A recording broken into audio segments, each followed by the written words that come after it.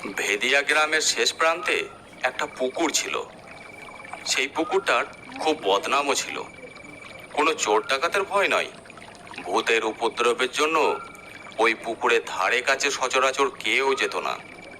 আর রাতের বেলায় যাওয়া তো কেউ কল্পনাও করতে পারত না। ওই গ্রামে একজন বেশ বড় চাষি ছিলেন, পরিমল চক্রবর্তী। বিশাল বড় সম্পত্তি, জমি জমা সবই ছিল, কিন্তু সব ছেড়ে তিনি ভোর দুপুরে মারা গেলেন। তবে ওই সম্পত্তি তিনি গরিব চাষিদের কাছ থেকে ঠকিয়ে ঠাকিয়ে বড় করে তুলেছিলেন। আত্মীয় স্বজনরা এসে অনেক কান্নাকাটি শুরু করে দিল। এইসব করতে করতেই বিকেল হয়ে গেল। আর দেরি করা যাবে না, এরপর আবার লাশ নিয়ে গ্রাম প্রদক্ষিণ করতে হবে।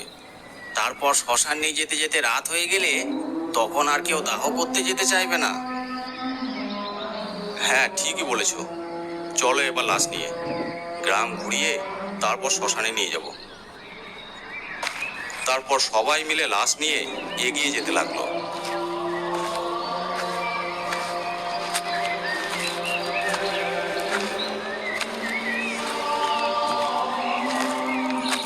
গ্রামের ভেতর দিয়ে লাশ প্রদক্ষিণ করে নিয়ে যেতে যেতে সন্ধে হয়ে গেল।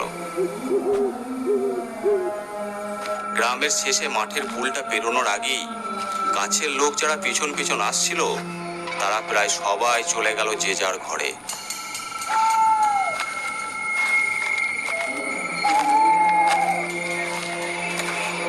হেরিকেল জেলে সবাই মরা নিয়ে সেই পুকুরের ধারে এসে হাজির হলো।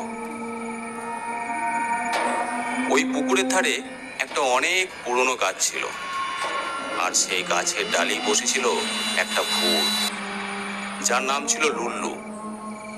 যার ভয়েই এই পুকুরের ধারে কেউ একা আসতো না।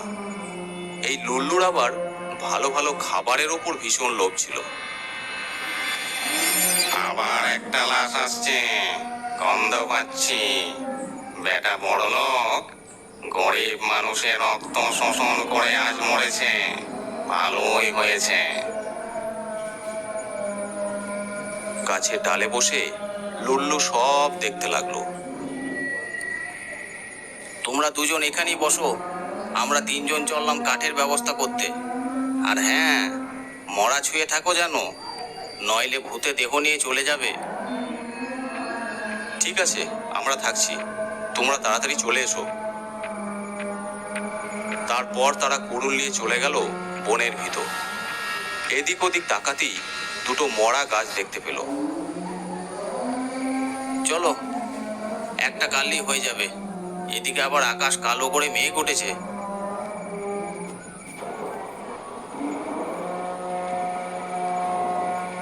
দুজন লেগে গেল কাঠ কাটতে।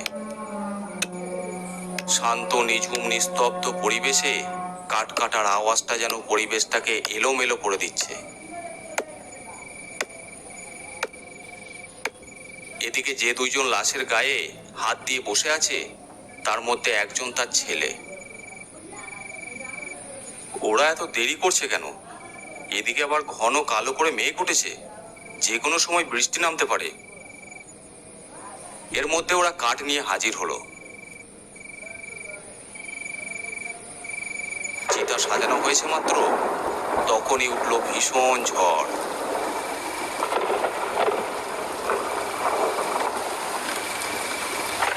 সেই ঝড়ের দাপটে হেরিকেন নিভে চারিদিকে অন্ধকার হয়ে গেল। একে রাতের অন্ধকার, তার উপরে ঝড়, সবাই ভয়ে জড়সড় হয়ে গেছে। তারপরে উঠলো তুমুল ঝড়, আর সেই সাথে বজ্র বিদ্যুৎ সহ বৃষ্টি। হঠাৎ মরার উপর একটা ডাল ভেঙে পড়তেই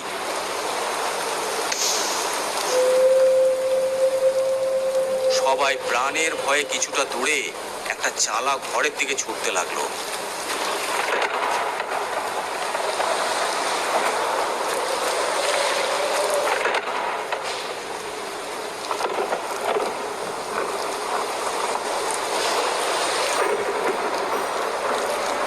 কোনো রকমে চালায় আশ্রয় নিল। সেই চালা ঘর তখন উড়ে যাবার অবস্থা। লুল্লু গাছের ডালে বসে সবই দেখছিল।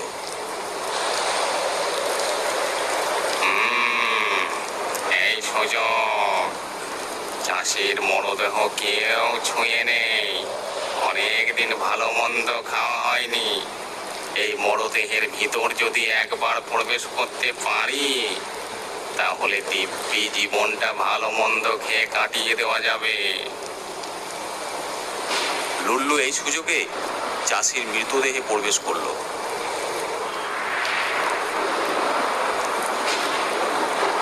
তারপর খাটিয়ায় উঠে বসলো।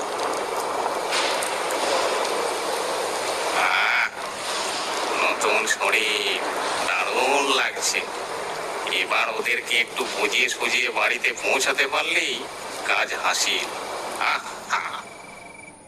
এদিকে অনেক পরে প্রাকৃতিক দুর্যোগ যখন থামলো,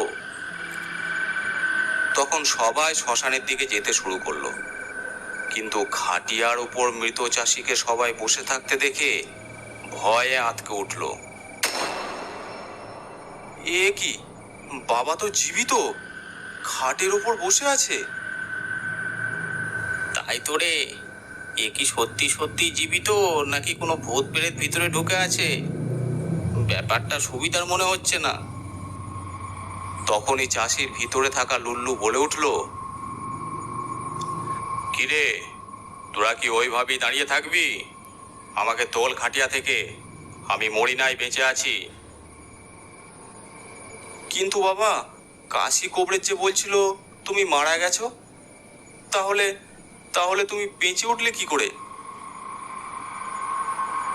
আমার ছেলে হয়ে রাম পাঠার মতো কথা বলিস না। যদি মরিয়ে যায় তাহলে বেঁচে উঠলুম কি করে? সেটাই তো প্রশ্ন কর্তা বাবু। চুপ করা কম্মার দল। আসলে আমার দমটা খানিক আটকে গেছিল। হঠাৎ এলো ঝড় বৃষ্টি।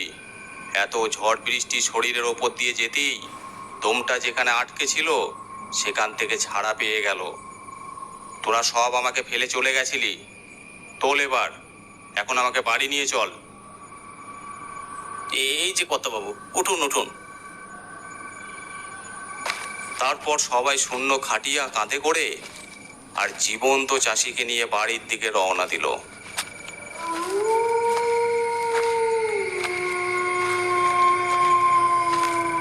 গ্রামে ঢুকতেই চারিদিকে রটে গেল মৃত চাষি জীবিত হয়ে ফিরে এসেছে। কেউ ভাবলো অমন হলেও হতে পারে, আবার কেউ ভাবলো ওটা চাষি নয়, ওর ভিতরে নিশ্চয়ই কোনো ভূত প্রেত ঢুকে আছে। ঘরে ঢুকে চাষি বলল,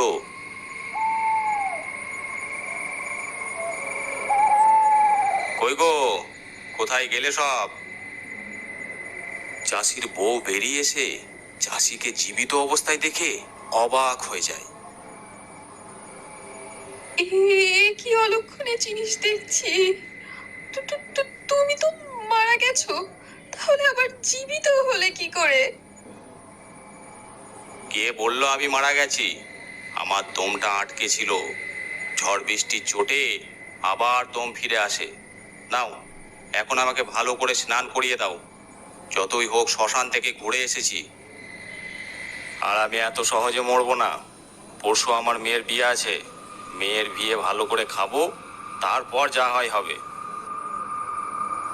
চাষির বউ, মেয়ে, বৌমা সবাই কেঁদেই যাচ্ছিল।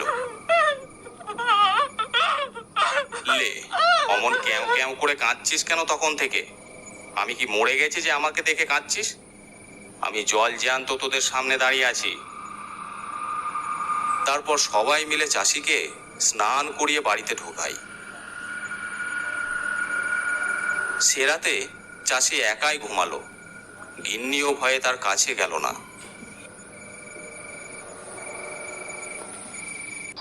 এইভাবে কেটে গেল একটা দিন।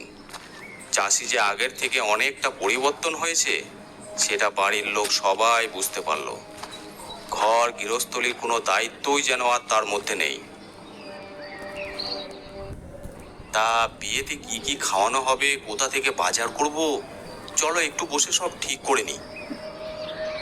না না, ওসবের মধ্যে আমি নেই। তোরা যা ভালো বুঝিস তাই কর। তবে মিষ্টিটা একটু বেশি করে করবি। মিষ্টি খেতে আমার দারুণ লাগে। এ কি বলছো বাবা? তোমার তো মিষ্টি খাওয়া বারণ। কোবরেজ মশাই তোমায় মিষ্টি খেতে মানা করে দিয়েছে।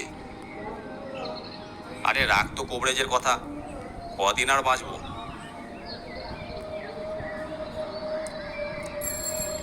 ছেলে গিয়ে তার মাকে সব কথা বলে। তাই তো রে খোকা, আমার ওকে কেমন কেমন লাগে। মনে হয় মাঝে মাঝে মানুষটা অন্য কেউ। ব্যাপারটা আমার ভালো লাগছে না। তুই বরং এক কাজ কর, পাশের গায়ে কাশি কবিরাজকে সব ঘটনা খুলে বল। উনি কি বলেন দেখ।